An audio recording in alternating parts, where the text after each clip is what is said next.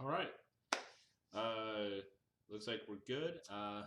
Hello and welcome to this edition of Doc's of the Falcon Fly By. Too many shows going on. Too many shows going on. Let me go ahead so I don't hear myself. It looks like we got that taken care of. And I want to welcome everybody again to this Memorial Day or Memorial Day weekend edition of the Falcon Fly By. A lot has been going on in the airsoft community this weekend. Some big ops going on different parts of the state or different parts of the country, and just a lot of cool stuff going on all around. So as always, I want to give a big shout out to Grey Wolf Tactical Combat. They are one of our biggest, I guess, supporters of the Falcon Flyby and of the Falcon Battle System event. So we want to thank them. You'll see them out at Operation Black Dagger 2, and you'll see them again come next year, February, out at Operation Icebreaker 2.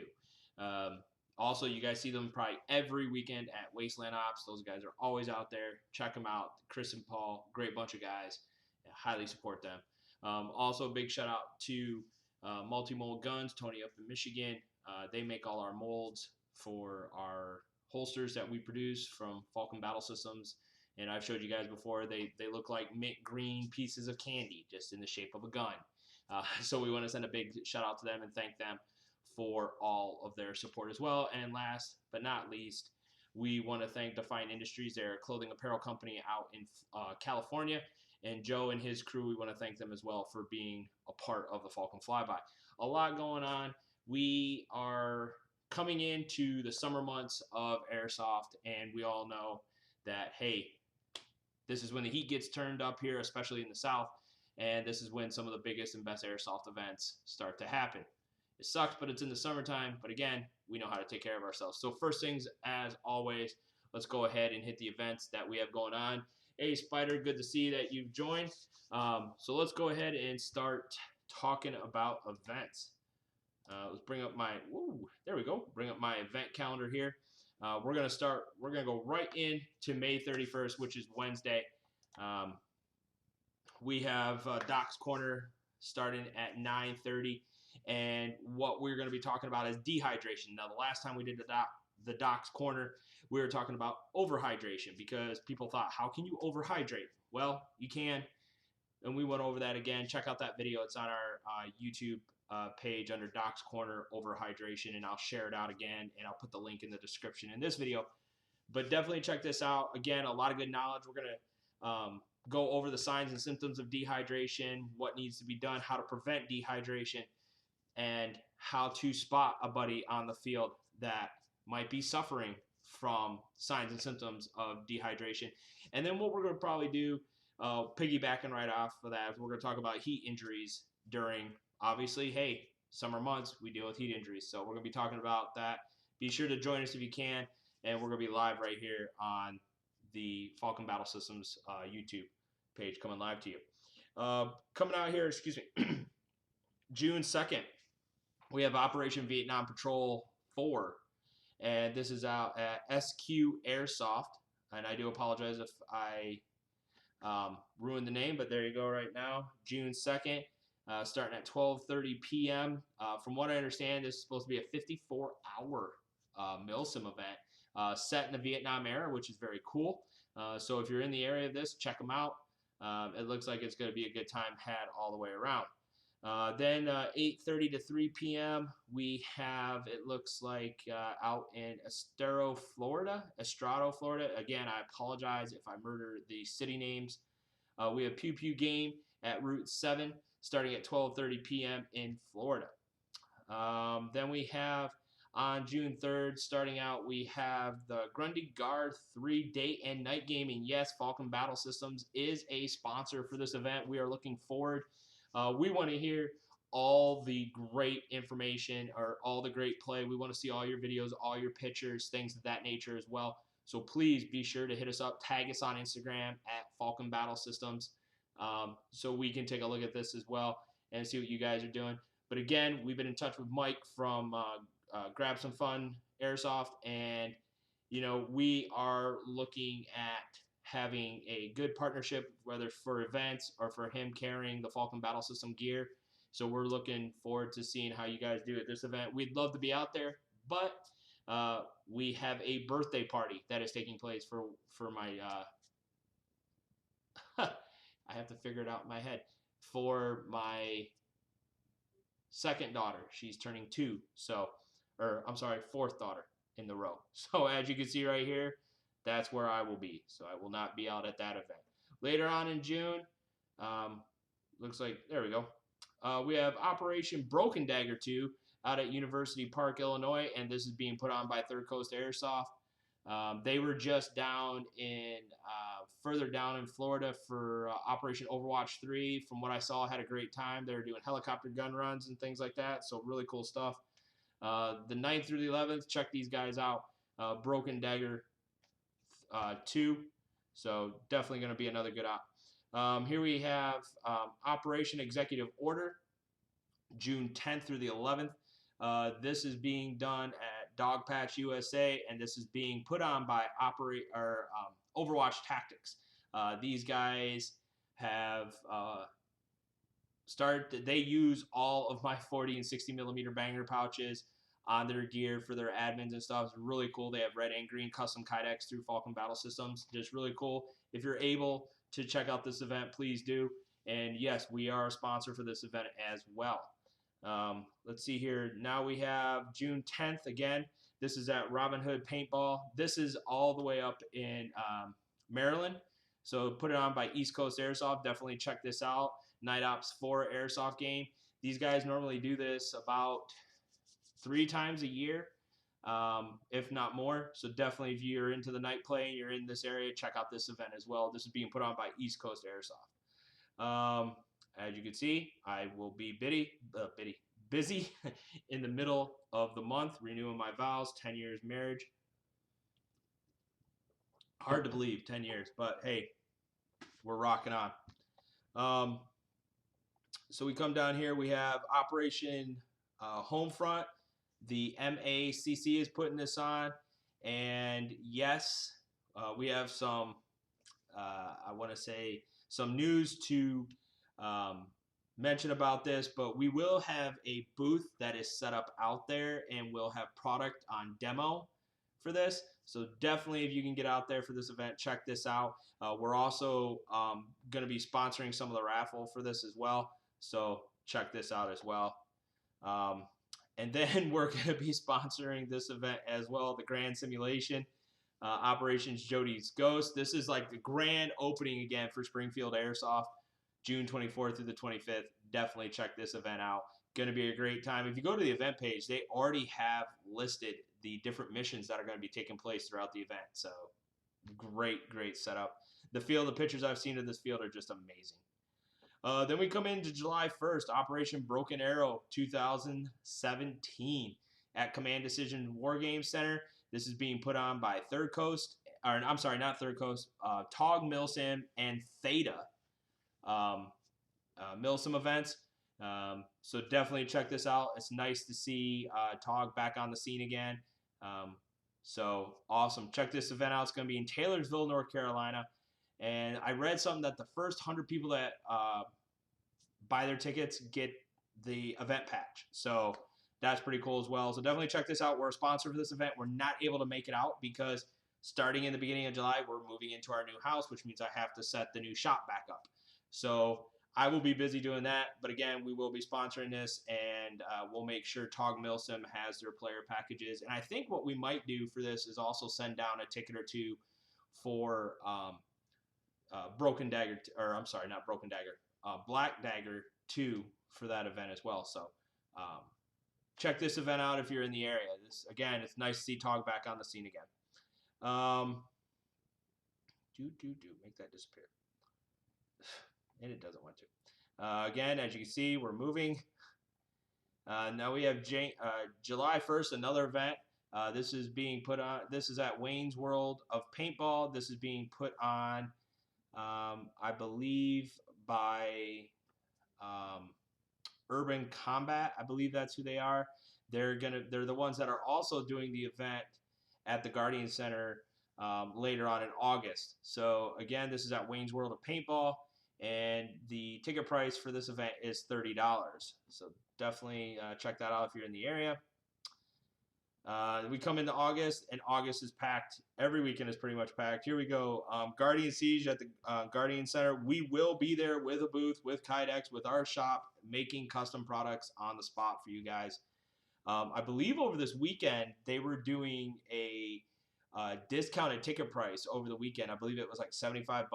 So you're saving $25 and you're still getting all this cool swag and BBs for the event. But again, Guardian Siege, check this out. This is being put on by the same company as putting on Taking the Congo, and again at the Guardian Center. So that's poised to be a good event.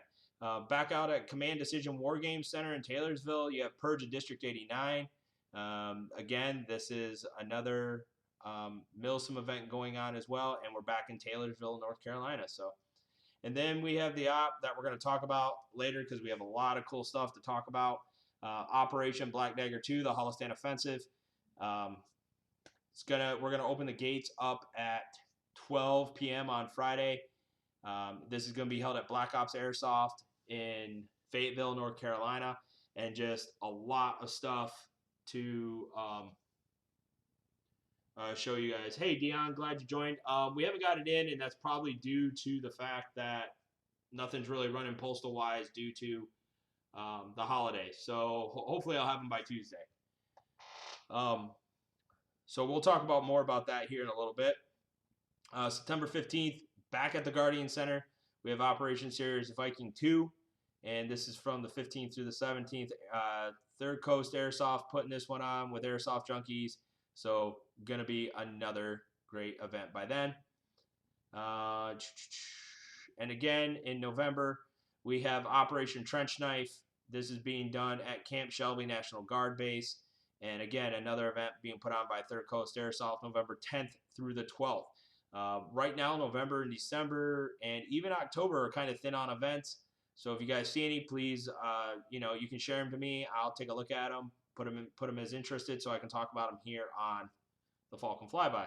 We like getting information out about these events, so that way anybody watching or whatnot who didn't know this was going on can be like, oh, hey, check this out. And then coming into January, we have Operation Frost Giant 2018. This is going to be at Black Ops Airsoft and Paintball in Fayetteville, North Carolina. Yes, I will be out there. I'm probably going to be playing and possibly vending out there for this event. I'm looking forward to this, but this is January 13th. And then February, yes, we've already got it on the schedule. Operation Icebreaker 2, the Narco State, and this is at Black Ops Airsoft as well. Friday, 7, we're going to open the gates probably, noon again. Allow you guys to get in, set up camp, chrono. The Icebreaker series, because it's a Narco series, is not as intense as the Black Dagger series is. The Black Dagger series, we put more emphasis on being in the field and things of that nature, and giving you guys that full Milsim experience. Where with Icebreaker, it's a lot more fun. It's still mission driven, and you still have objectives throughout the event, but it's a lot more fun because you can do more with it. Perfect example of this is that if you're playing on the side of the cartel, you can wear civilian clothes, which is really cool. We had some guys this year that in the first one who, they went all about it. One guy had a maple leaf face mask on, and it was just, and had the big plaid checkered hat, and it was just really cool. So, I mean, come on out, have a great time, enjoy this huge field that I'm sure by the time we get done with Black Dagger 2 and get ready to come in for Icebreaker 2, it's going to be completely different again. More stuff's going to be built. It's just crazy, and that's one thing that we're looking forward to. So, again, we already have it on the schedule, and probably when we get done with Black Dagger 2, you'll see the event for Black Dagger 3 just pop up. Just because we want to get it out there, we want to get it in your minds, and it helps our field that we play on for this event, so they can start planning accordingly, and they know when these events are going to take place. So that's why we get these events up as soon as we can, because we're working. We don't want to overcrowd per se a month with too much, because we don't want the field to get overplayed. However, we also don't want to take away the time that the field owners and field workers want to get in and add more stuff to the field, because if we take every single weekend, they're not able to do any work on the field. So we want to give them that time as well. So again, as you can see, it's going to be cool during that time, which is nice. It wasn't too bad when we played in January this year. It was actually really comfortable. And then when I was out there for Black Gold 2, or Black Gold, the first Black Gold this year, it was really comfortable. It wasn't bad at all. I mean, it got chilly at night, but that was to be expected. But it wasn't horrible. It was actually very comfortable out there. So well worth it to play during the obviously the cooler months. But that's what we have going on as of this time. Now, one of the things that I wanted to show you guys was the pictures that, let's see if I can just bring it up here, because we just got a bunch more pictures, and I'm talking to a bunch of different people here. There we go. So David Manning, who at Black Ops Airsoft and Paintball and Airsoft in Fayetteville, is the manager of the airsoft side of the house. And I am just so impressed with what they have done. So what I asked them to do is, I said, hey, can you get me some closer pictures of the main playing areas? So what I'm going to show you guys is some of the playing areas, and just to give you guys a little insight, some of these pictures you're seeing will actually become part of objectives. So this right here, building you're looking at, is known as the CIA house or the murder house. Okay, and just for you guys joining, yes, we are now talking about Black Dagger 2. So since I was last there, these were not put into place here. These are huge concrete blocks. Those weren't in place there. I don't believe this was either. This one I think might have been there. But as you can see right here, this, you're literally, I think there is a back entrance over here, and there's one entrance right here.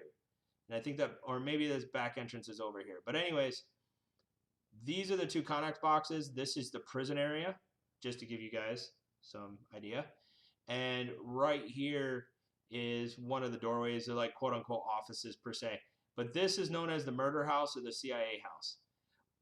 And again, this is a trail that goes back further, and this leads you down elsewhere. So here's a really great shot of the overview, and oh my God. Okay, so this part right here, boys and girls, is all brand new. This is all brand new. Here is, to give you an idea, this is the fob. Okay, right here is the fob. There's your 40-foot tower. This is Connex City right here. So over in this area, this is all Connex City. Here's your fob. This is built on an elevated platform. Right here, this is built on a huge dirt mound. As you can see how this is built. All right. Here's trail. There's a bridge down here. This that I'm looking at is all brand new. I've never seen this before. So when I did that walkthrough, when I was showing you guys the just the part of the field, like I was over here, I walked down this path here. I didn't see this. I actually walked out of Connex Village or Connex City and came this way. So again, here's that 40-foot tower. As you can see, something new here.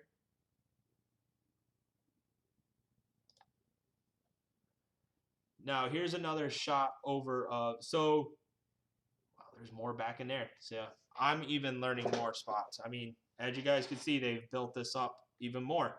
And it looks like they're building something new right here. Again, there's that 40-foot tower. Yes, these are lights here. They have lights here and here, and I think, and maybe right here. So they do have a generator they can pull out there, and they can kick these lights on. And what we'll have is where these concrete poles are, or in the middle of the bridge is where we'll probably have tiki torches to give off just faint bits of light. And again, please don't shoot at the tiki torches because we want to keep them in good working order so we can use them more than once. So please don't shoot at them. But again, as you're looking at this, this is the fob, and you could see how big the fob is. This is a burn barrel, so there'll probably be some logs thrown in here. You have this tire bunker back here. There's that fire truck again. Looks like there's another burn barrel here, possibly one over here. And we'll be posting all these pictures too to the community page as well, so you guys can see these for yourself. But like I said, these are some of the best pictures. Again, you're looking at the fob, just another angle of the fob. And last time we had players, when we were at Fragile Sovereignty, there were players that hopped up here and were up on here. We had a sniper laying up here, firing out as well. So that was pretty cool. So again, you have open area here through the brush, and you have, these are part of Connex City right here. So is this. Again, now you're looking at Connex City. This, if you're going to draw a border, this is the very end of Connex City before you get into the fob. So right here, you come down here. When I was shooting that video, I was inside this at one point, getting footage of firefights taking place. And as you can see, these are old cars. Again, here's another Connex box. And I mean, I'm telling you, it's set up really nice. There's another burn barrel for the night portion of play, for the night missions. Here's another overview shot of Connex City. Now, if you take this trail and you walk it all the way back, this walks you all the way back to the camping area. I mean, you just keep going, and you'll get into the camping area there. There's another good shot of Connex City, and this bus seems to be the place to be, but they've put rules into effect for this bus. If you cannot change how the doors and windows are on this bus, so if they're all open, you have to leave them. If they're all closed, you have to leave them. I mean, you can go in the door, but if the door was open when you walked in, you have to leave the door open. What happened at Fragile Sovereignty is this became such a choke point. Players would get in there, and there was just no way of getting them out, because what they would do is they would put their rifle in the window and look out the other window, and it's not really considered, I mean, quote unquote, how we define blind firing, but they're looking where they're shooting, believe it or not, and they would shoot out that window, or they would just sit far enough off their rifle that they could shoot out the window, and it was near impossible to get them. When we all know that if you're shooting a AK-47 and you're blowing through that thin plate metal of a bus, you're going to get the guy on the other side. So what they did was they turned around, put some rules into effect for the bus. So, you know, again, I saw firefights going on between here to here from on the door of this car, you know, coming out of this. I mean, there are so many ways to get around the back side of this as well. Now, if you take this bridge right here, this bridge will lead you into Fisherman's Village, or the fishing village, which is back over here, and the mounds, which are over on this back right-hand corner. Again, another shot of Connex City. And here is the new airfield that they're working on. So as you can see, they're bulldozing this down. They're clearing it out, and I'm sure by the time we get out there, something will be built back here. And then we asked for this to be added, and first we were told no, we couldn't, but Dave came through for us, and we now have what is called Tube City. Now, as you can see, look how this comes around. See all this? That is all playable now. This here is Tube City. This is the boundary line right here, because if you were to drive down this, right here's the road, and this path can actually take you over on the other side of the net here, where it says Ford, you would be into the camping area. So this is called Tube City. 3 Connex boxes set up and plenty of concrete barriers, and you can see where it moves over to there as well. Let me go back. There's the murder house. So you guys were asking. I want to show you what one of your technical vehicles are look like right now. So this is one of the vehicles. Yes, they already know it's going to get shot at. Yes, they already know that people are going to be shooting from it. Right now, they're working on the vehicle for the gun mount. They're trying to decide if they want to have somebody that's just in the back with an LMG. And I'm sure that the A driver will have a weapon as well. This vehicle and the Jeep that they're working on right now can be purchased through your point and money system to use, and these will more likely be controlled by the villagers, so you can purchase these from them to be able to use them for whatever. Okay, lay assault on this. Go over here and help us take this. So they will be out there in the field. They are working on them, like I said, right now, so they will be ready for us for Black Dagger 2. Here is the overall play map. Now, if you take this area right here out, which is the main pro shop, hyperball field, and there's another field right here. Now that we added this in, this, because of where that boundary line goes, here's what I'm thinking, is this skirting along, because the last picture had us going this way. I believe we opened up all this for the game. So as you guys can see, we have opened up a whole bunch more for our playing area, which is just phenomenal.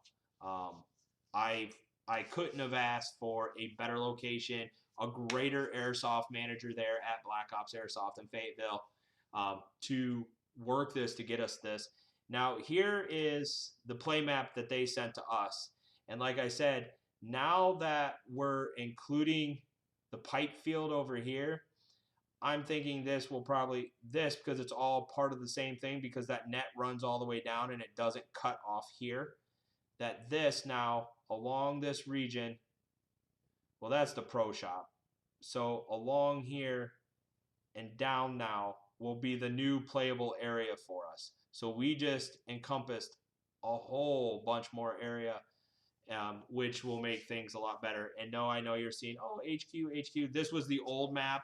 And we're actually now rehashing back out where we want the HQs to be. So that way you guys, everything is within, per se, equal distance. So nobody is going to have an advantage over the other side in the beginning of the game. So yeah, that's what we have currently. And again, here's another good shot. Like I said, you see the netting. It goes all the way down the road here. So what I'm guessing is this curves around, and we will angle at like that, and then across this field here and all the way down. So this will be all ours. This is your camping area here.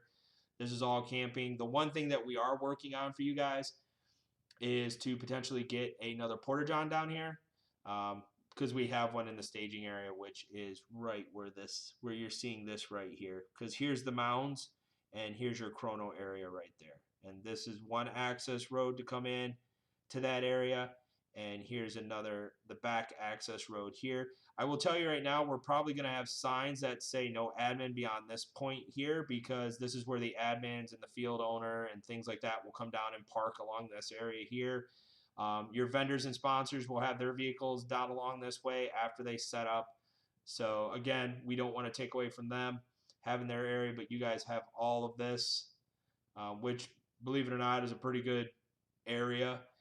Pretty big area to set up and camp in. So, and yes, campfires are allowed. So this was one of the things I wanted to show you guys and get some news out about. And we will be, like I said, as things progress and we get closer and closer, you guys will know exactly what's going on. And they're still going to get me more pictures. What happened was, while they were taking those pictures, the wind had started to kick up, so they had to bring the drone back. And so I'm looking for some more pictures. I'm probably going to get pictures of Fisherman's Village, so you guys get a decent shot of that. I'm going to have them pull back and get shots of the mounds so you guys can see that. This area over here is known as the ruins. So that looks like, okay, that one thing looks like it was there before. I've never seen that in person. So being that close to seeing this is pretty good. But all this over here is supposed to be like the ruins. And then you have all of these bunkers and things along this line. And then now we have all of this. So very cool that we got that. I want to send a big shout out to David Manning for all his hard work for us. I mean, he's been doing a great job, and I want to thank him for, you know, really, really taking care of this and getting it for us. Oh, hey, there we go. Answer some of you guys' questions for you. Is there going to be permanent structures for the team HQs? That will all be based on where you're stationed at. And the reason why I say that is we don't want to give up from where the playing area is at. We don't want to give up any main play areas as HQs. When we were playing Fragile Sovereignty, let me see if I can show you guys that particular picture. When I was playing Fragile Sovereignty this January, if you were to walk, here we are. Nope, here you are. If you were to walk this trail right here, and right before you got, my HQ was in this back area, and there's like a hardened structure in there.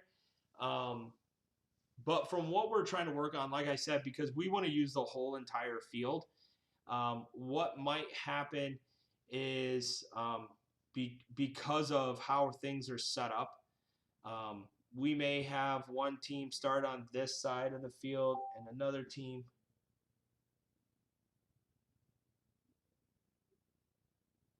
Oh, okay. Let me finish what I was saying, Spider. So what I could possibly have them do, because over here it is a hardened structure, is maybe have them build up on it a little bit more and maybe put a roof over it. But it's not hardened like you're thinking like any of these. Now, I will tell you in the game, during gameplay, if you guys capture an area, we will allow you to move your HQ once, okay? When you move it, what you have to realize is that if it gets attacked or taken over, not only do you lose that spawn point, but you'll lose your respawn, and you have to go back to your original HQ. So that's something to think about. We are working with the owners and the guys that are out there on the field all the time, working with them, trying to get these hardened structures set up or your HQ set up. But we want to make sure that both teams are far enough away from all the main areas. And the way missions are going to be written is the fighting is not going to all take place, you know, inside Conic City or inside the fob or inside the ruins or, you know, things of that nature. We want you guys to play the whole entire field. So that's something to think about. So we'll look and see what we can set up as HQs for you guys, because we want to make sure that, again, you guys are set up right. Now, if we do set you guys up and, you know, what I say is in the field, like if we come over here and we say, okay, one team, you're setting up right here in this open area. And the other team is going to set up right here where I was talking about. What we could probably do is for this team right here is see maybe if we can get like just a, you know, maybe an 8x8 or a 10x10 structure, real simple built, and then maybe wrap some netting around it and put a camo netting over top of it so it gives some sort of a hardened structure so people can put their gear or their extra ammo or things like that in there, or extra guns in there while they're, you know, in that HQ. And then what they usually do so one team doesn't get, you know, quote unquote trapped in an area, we'll try to set up some perimeter rules or say, hey, if you see this yellow line, this is 100 yards out from this HQ. You know, don't camp it. But again, in a military simulation, if a base gets overran, it gets overran. I mean, plain and simple. If your HQ gets overran, what'll happen is you'll take a huge point loss, obviously. Any additional, you know, assets you might have had, you've lost. You'll lose all respawnability for 30 minutes. And what we'll do is we'll back that group out of there and say, hey, go back to your HQ now. Here's the following things that have taken place. And what I tell you guys is you're going to need a unit back to provide base security. You know, everybody's like, oh, I want to be in the action. I want to be in the action. Well, in true military fashion, there is always a unit that stays back to provide base security, no matter what it is. I know during Fragile Sovereignty 2, they were trying to find me. I was the CO for Greenside, and they were trying to find me, and I actually walked out of my HQ and just went somewhere else into the woods, and they had a drone over top trying to find me, and they could never find me, which worked out great. But anyways, like I was saying, we'll see what we can do, but we don't want to give hardened structures away that are going to be part of the game, because that would just, it would wreck the playability. So again, let me see what I can do. You know, I saw some good pushes. I've even thought to this extent is putting one team in the mounds, in this back corner of the mounds, and letting you start there, or yeah, in the mounds, and putting one team, now that we have this, putting one team back here. I mean, if you look, you have defensible areas. If you look here, you have defensible areas as well. Plus, you have Fisherman's Village. I mean, you guys think about it. With the amount of rain we've got, this right here is quote unquote a stream or a marsh or a river, whatever you want to call it. I think it's drainage from these fields on the other side of the road, but the water comes through here. So if it's been raining a lot, you're not really going to want to get in there and cross through that. So you've stopped them to where you have to make them come across these bridges.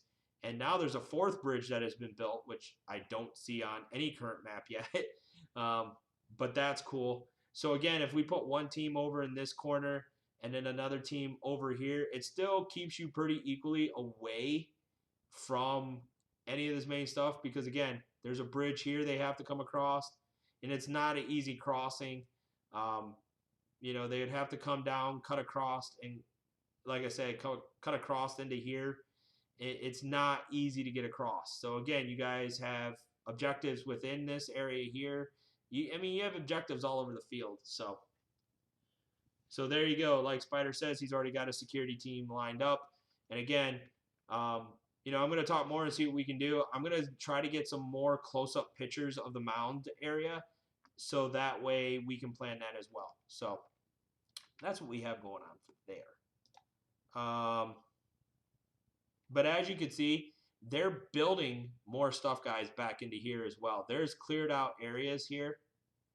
And now that you see this picture, let me see if I can see if it'll let me do it. It won't. But this area right here, this is the mounds right here. This whole area, and it leads into Fisherman's Village. So that's where this leads into. And again, you have this bridge here, you have a bridge here, and you have another bridge here. And that comes out the backside. And if you guys flip it over, here is where that HQ is, where I was during Fragile Sovereignty. And I think the other one was over here somewhere on the backside. So again, what we'll try to do is... Oh, new bridge is on the left. So I'm looking at this map. So it's over here somewhere. It's on this... on the left-hand side or the right-hand side? Because if I'm looking at this map, it'd be on the right. But if you're looking at the field, they're saying it's on the left. Near the dirt road. Okay, so here's the dirt road. There's another bridge somewhere over here from what I'm understanding. So here's a clearing. So I'm fathoming that this bridge is right here. Now, what I also just found out from an inside source, which is pretty cool, is they added more concrete barriers and small buildings to Fishing Village. So in this open area here, this is Fishing Village. So they just added more concrete barriers and more small buildings to this area. So again, the field is constantly evolving, guys. I can't tell you enough. That's the state road. The state road. Is this the state road right here?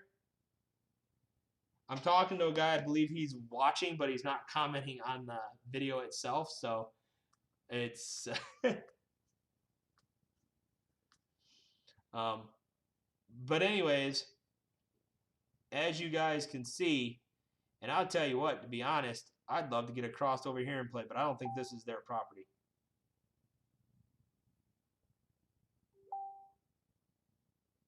Okay, so this is not state road. Again, I'm still learning this field too. But anyways, guys, there's a fourth bridge. There's hang on. He said far left of fob. So here's the fob, far left. So far left would be way over here. So there's a new bridge far left of the fob from what I'm getting. So that tells you more too. So again, like I said, guys, they're always building on this field. Always. And you guys are gonna have a great time. So I told you I had a few other announcements to make. So this Wednesday we brought on board TRex Tactical. You guys see him out at all the. He goes out to American Milsim events. He goes out to other events in his area. The man's a beast from what I've seen. Some of his workout videos that he posts on Instagram or on Facebook. But we brought him on board with us officially Wednesday. So we now have 3 main sponsored players. We have Dave Gibson, Tattoo Dave, Raptor Man. We have Dion Franklin, who is my CO2 guy, who's always coming up with new ideas for me to try and build.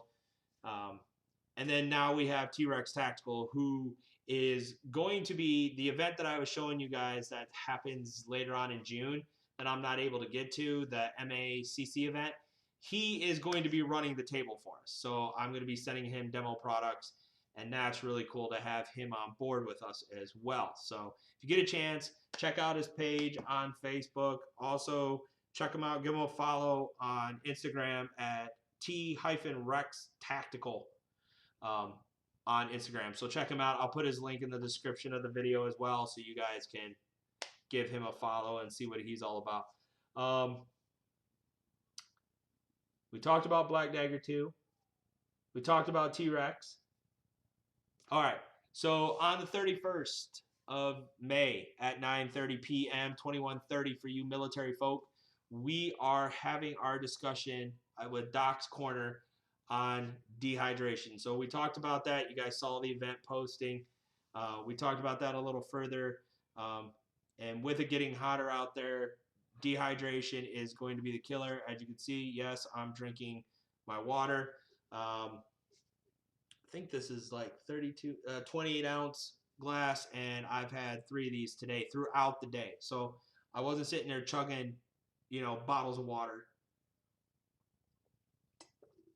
Just throughout the day, I have that sit with me while I'm playing Xbox or while I'm on the computer. When I went out in town today, I took that with me. So again, we're going to be talking about dehydration. The last one we talked about overhydration. So now we're talking about dehydration, and you guys are going to learn some good information, signs and symptoms of dehydration, what to do for yourself or a buddy who's, going through dehydration. And then what we're going to do is we're going to piggyback onto that. We're also going to talk about heat injuries. So, you've heard it in the military, oh, he was a heat casualty. So we're going to teach you guys how to identify that and how dehydration goes hand in hand with heat casualties. So please tune in for that. We're going to start at 9:30 Eastern Standard Time, and we're going to run for about an hour and a half. And like I said, any questions you guys have, please feel free to post it on the live. Post it after you watch the video. Share the video because this is good information that I feel we need to talk about every year. It's kind of like a refresher course. Even though you might be an EMT or a military medic or, a nurse, whatever. Sometimes it's the little things. And, you might be a trauma nurse and you deal with gunshot wounds, stab wounds, that kind of stuff. But when it comes to dehydration, sometimes those are the little things we can actually forget. So being a prior corpsman myself, being stationed in the South in North Carolina, the summers sucked. The humidity was horrible because the pine trees and the sand, for some reason, just sucked in the humidity all the time during the summertime. And living here in Georgia, it's the same thing. You can just feel the humidity in the air. So, So please be sure to tune into that event on the 31st.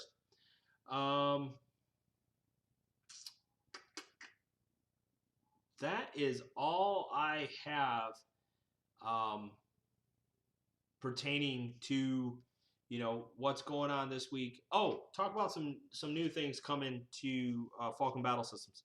So we are working on, and this is based off the concept of the CO2 pouch holder. We are working on a concept product to hold shotgun shells the same way. This can be Velcroed to the side of your buttstock. We're also doing it to where you can use shock cord to attach it. You know, I've seen some where they have the Velcro. Well, what we would do is, again, we'd weave it down and through, and you would just slide it on your buttstock and then cinch it down, and you would have a nice, hard, secure shotgun shell caddy for your, obviously, shotgun, and it would have the availability to be worn on your belt as well.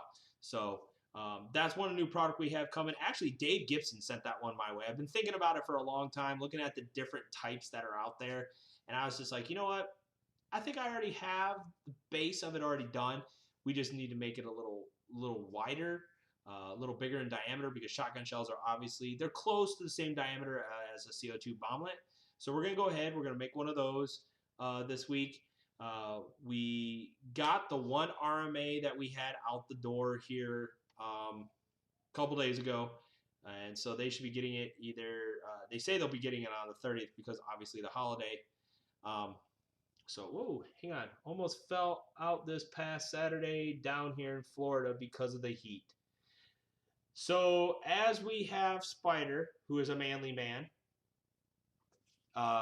forgot to hydrate before his BB slinging expos. And again, guys, I know you're thinking it's just a rec game. I'm not pushing myself that hard. If you look at what he wears all black. And black is just a magnet for light. It will suck it in. You know, you can wear black in the middle of the wintertime, and it can be freezing cold outside, but if you have black on and that sun's out, every bit of light, and you're going to feel that glove particularly heat up because it's bringing in all that light. So, again, this man wears black from head to toe for his loadout, and so he experienced a little bit of what can happen when you don't hydrate properly. And what I'm telling you guys is not chug a shit ton of water, you know, the night before, the day before. That's not going to do it. Like I've told you guys, right here, gallon of water every day. Unless you're working out heavily, like I know a lot of guys are, like TRex, the guy's always working out. He talked about he does 2 gallons of water a day. Well, that's because he needs it. He's taking in such a large amount of protein that his body needs the extra water because of the protein intake. Don't just start chugging 2 gallons of water because you heard a guy who works out constantly and has a high protein intake say he drinks 2 gallons of water. He's doing it because he needs to, because of his workout regimen. And he needs to stay hydrated, not only for his workout, but for the recovery of his muscles. So, again, think about this. Every day, you should be drinking a gallon of water. I recommend getting one of these cups. They're called a blender bottle. You can get them at Walmart. I think they're maybe $8. They come with that neat little spiral ball in the middle, so if you want to do protein shakes, you can. But again, 2 to 3 of these a day, even possibly 4, is not a bad thing. I can tell you right now, I mowed my back lawn on Friday after work.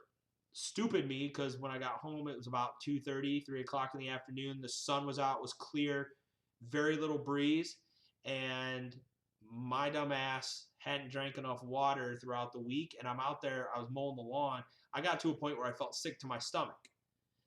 Well, that was telling me that, hey, the heat's getting to me. So I took a break. I sat down, I sipped some ice water. I gave myself some time to cool down, relax. Yeah, I went out and finished it, and I started feeling the fatigue again. Well, I came back in the house, started drinking water, but that's already set in. The effects of dehydration had already set in, and I felt sick to my stomach and just exhausted. I felt wiped. So again, think about this. You know, guys, I know for a lot of places, especially down here in the South, school is out. You know, if you guys aren't working, but you're outside playing hard, you know, make sure you have that bottle of water. Make sure, you know, take a bottle of Gatorade with you. Take a bottle of water and a bottle of Gatorade. because not only drinking that water is needed, but replacing the sodium, the electrolytes, like I was telling you guys in overhydration, and we'll talk about this more in dehydration. Replacing that salt is a must. You need to have that. That helps you retain water. Okay, it helps bring more water into your system. So don't, you know, if you got your buddies out there who, you'll notice it too. You're out there playing basketball really hard and they didn't bring anything to drink, or they just brought a little bottle and that was it, or they're not drinking it at all. You'll see it in their face. You'll see them get real red and flush, and they're always just, they taking more stops than they need to.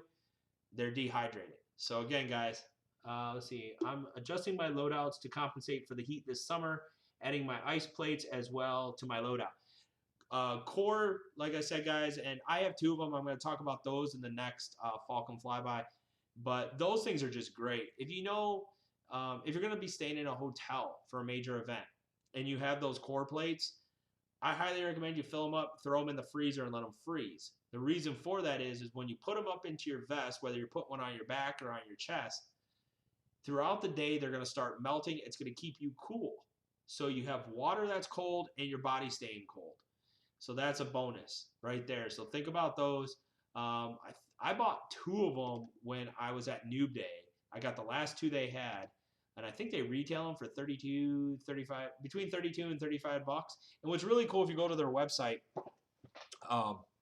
they have what they call a Chick-fil-A strap, the Chick-fil-A strap, which I guess, because if you go to a Chick-fil-A now, especially during the warmer months, you'll see them outside already doing orders with their iPads. So they're actually help moving the line along.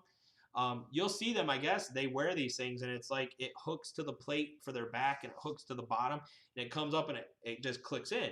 And I thought, you know, how awesome is that for somebody who just wears a real basic rig for airsoft? You know, one of those little chest rigs, or they're wearing that Haley defense rig that it's open, there's no front plate for it or anything like that, and you could actually hook that to the back and just string it through, and boom, you're good, and it's not going to add really any extra weight, and now you have a water source on you instead of lugging something on your battle belt.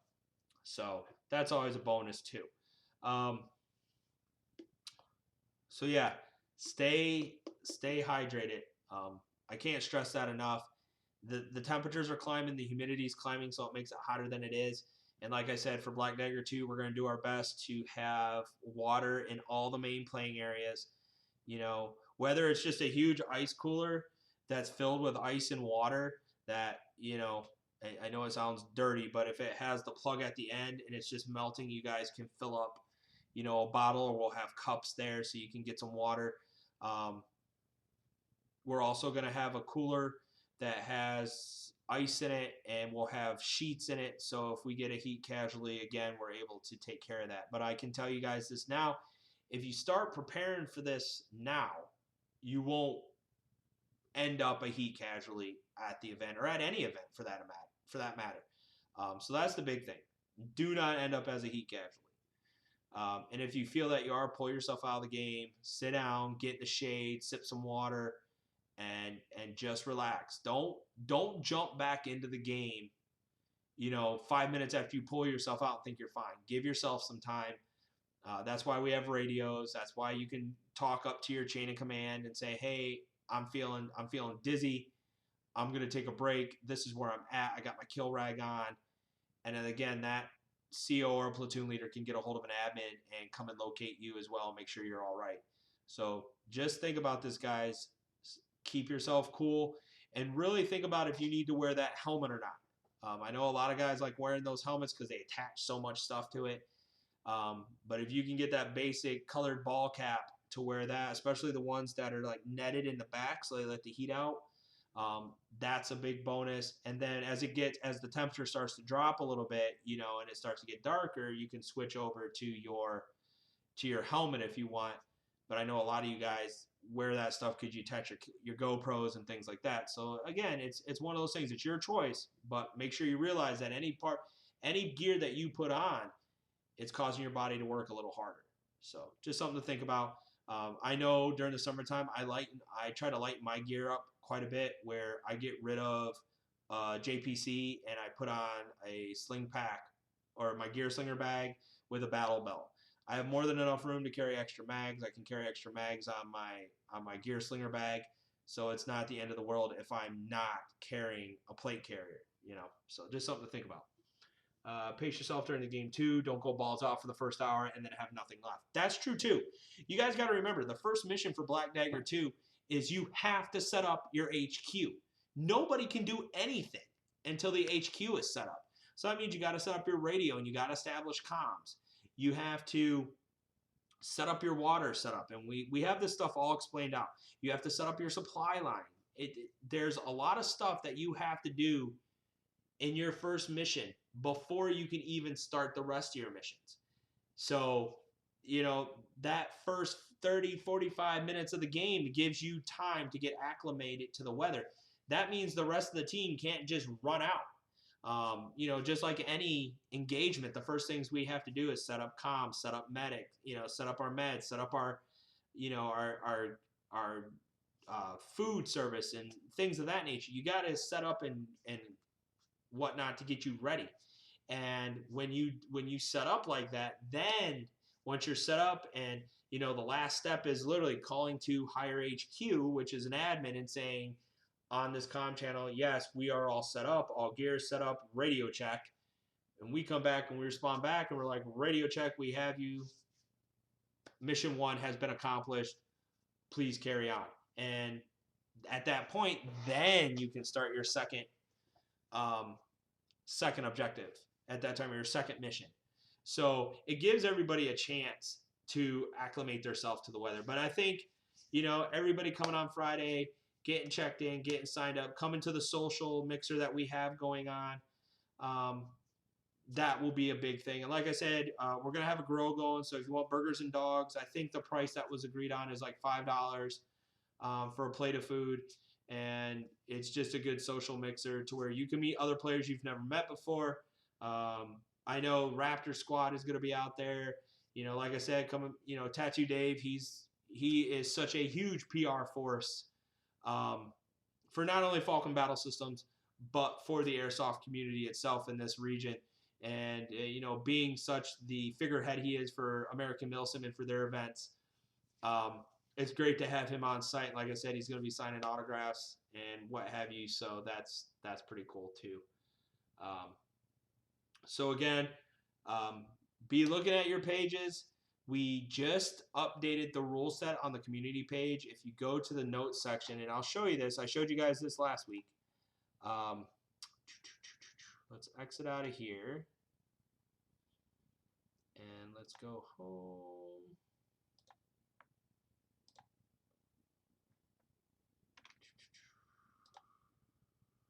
Got some weird people on my page.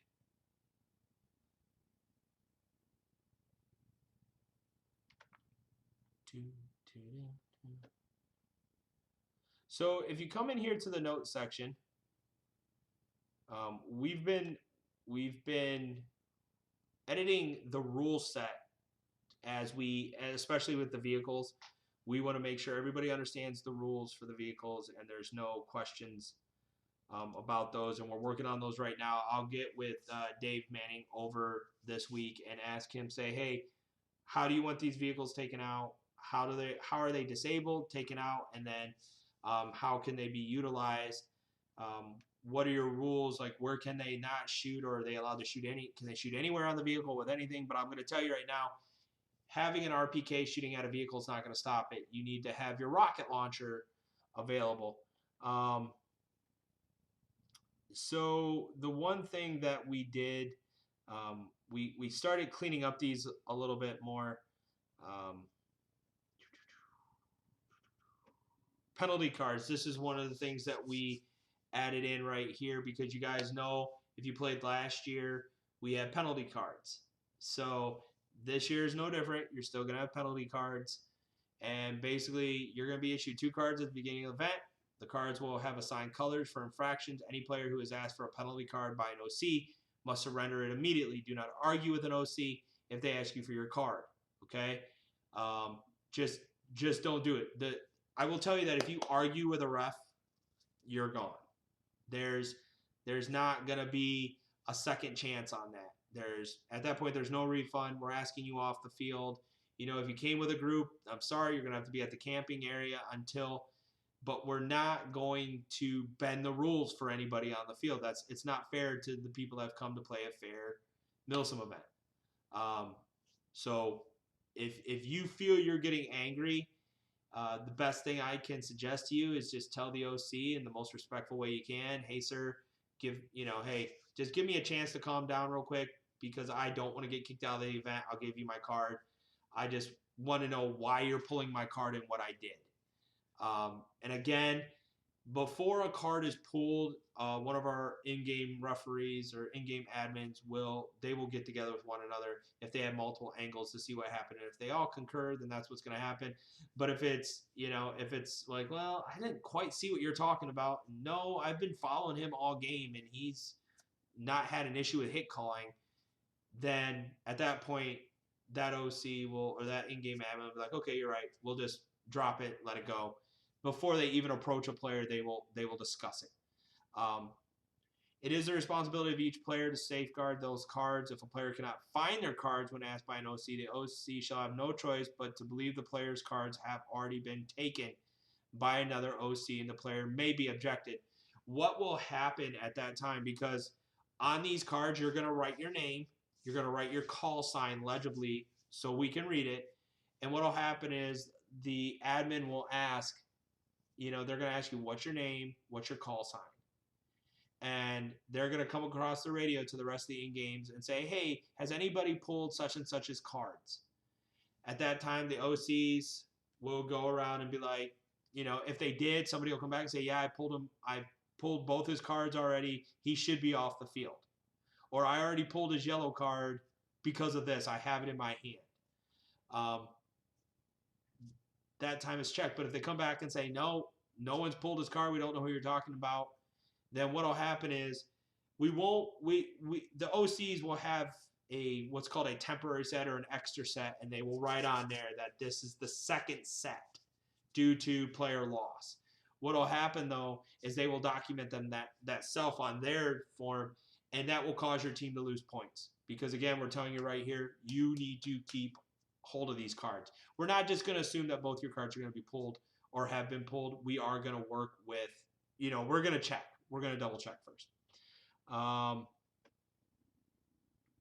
We will have UAV available at this time. We have the one that they're doing shots with. However, the weather will be based on how the UAV is used. And it can be purchased by either team, but for the most part, it will be based on Higher HQ using it to just get a sense of where everybody's at. We might do things where we take pictures and they send those pictures to me, and it might have something to do with an objective, such as one CO buys extra drone intel. The drone goes out, just takes a bunch of snapshots of the area. They send me the pictures, and yes, both COs, and I will message you both, will need to have their phone with them. And yes, you can get signal out there. I've had my phone with me. I've even done live video on Facebook with it. But what will happen is the pictures will come to me, and then what I will do is I will message them out to that particular, in a text message. I will message them out to that person, to that CO, and say, intel has come in, here's your pictures. So at that point, they get them all, and they can decipher whatever they want to decipher out of those. And that can work for both sides. And again, I will tell you this, if you shoot at the UAV, there will be problems. We're not playing around with this. These things are expensive, and it's not fair to the UAV pilot and owner. So please just think about it. Don't shoot at these things. They provide another element of gameplay. So, and we will be updating the UAV UAG rules. I don't think we have a UAG at this time, but who knows? The way things are going on this field, we could have a UAG out there. Please take mind if you're using HPA or a spring, please. If you're working on it right now, your guns, this is the chrono limits with a 0.3 gram BB in semi-auto only, 1.55 joules, 1.86 for support gunners and DMRs, and 3.6 for sniper bolt action guns. And remember, your HPA weapons fall within the same class as the rest of them do. And we are continuously updating this. We're trying to take a lot of redundancy out. We're hoping that you guys are printing these rule sets out, or at least looking at them, so you have an idea of what the rule set is. We're updating our gear list as well, so you guys can print that off also. So the pictures you saw, like I said, we're going to get those out tonight. They're going to get on the community page and on the event page, so you guys can share them. And then that'll be that. Again, it's going to be an awesome event, guys. I can't tell you how stoked I am. And just hearing about how the changes feel. There is no BB weight limit. However, let me go back to the notes. All guns will chrono with, I believe we use a 0.3 gram BB. Right here, yep. All chrono will be done with a 0.3 gram BB. So, we don't have a problem with whatever weight you want to use. You just have to chronograph with a... Oh, okay, thanks, Ashley. You have to chrono with a 0.30 gram BB. That's how we're doing it. So there is no BB weight limit for this. But that's what we have going on, gentlemen and ladies. We've had a lot of female interest in this event too, which is awesome. I'm sure, Spider, that after you use it a couple more times, that spring is going to settle. Well, no, you're right at the limit. You're good. Because it's 366. So you're good. Awesome. And I'm sure once you use it a bit more. No, this is not a bio BB event. So regular BBs are fine here. I made sure I checked with Dave Manning. This is not a bio BB event. So that's not an issue. So rock on there. So I want to thank everybody. We're at 9:37 at the end of our show. I want to thank everybody for tuning in. Some good knowledge was passed. Some great airsofting this weekend from what I've seen online on Facebook and Instagram. Be sure to follow us on Facebook at the Falcon Fly By, and you can follow us on Falcon Battle Systems on Facebook as well at Falcon Battle Systems. We're also on Instagram, same name, Falcon Battle Systems. All this information is in the description to the video. The links are right there. We have the links for Black Dagger Tour in there for the community page, and we'll make sure that we also put the link for the event posting in the description as well, so you guys can get that. I want to thank everybody again for tuning in on this Memorial Day edition of the Falcon Flyby. Saying thanks, everybody. Have a great weekend, and I will see everybody on the 31st for our Doc's Corner discussion on dehydration and heat casualties. Again, this is Doc for the Falcon Flyby saying have a great night. See you guys on Wednesday. Take care. Be safe. Doc out.